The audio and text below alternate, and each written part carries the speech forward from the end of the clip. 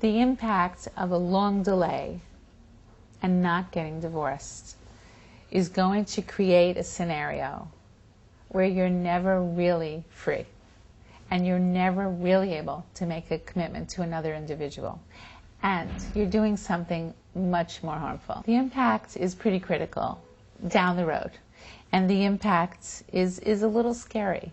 If there are children involved, the impact is that the kids, even though you might be living with another person, even though both of you might be living with another person, the kids, no matter how old they are, they could be 21, they could be 5, because they're going to feel and think the same way. And this is what they're going to say to themselves: I bet they might get back together.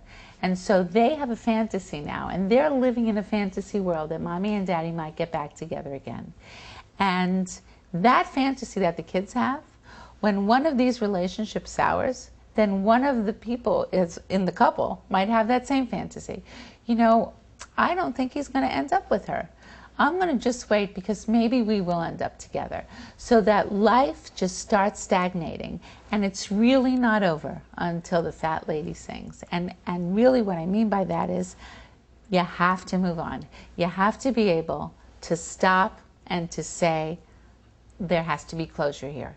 Because with the divorce comes pain, comes resentment, comes anger. And if it's what some people call a healthy divorce, there's a mourning period. And what happens in that mourning period? What happens if you're separated for 5 years, for 10 years, and then all of a sudden, one of the other couples says, you know what, I want to get married. And so now suddenly you have to run and get a divorce. The other person might not be ready for your divorce. So now suddenly you're getting divorced, and all of a sudden you're going to go through an anniversary syndrome of the mourning that you might have felt 5 years before, because you weren't quite ready for that closure.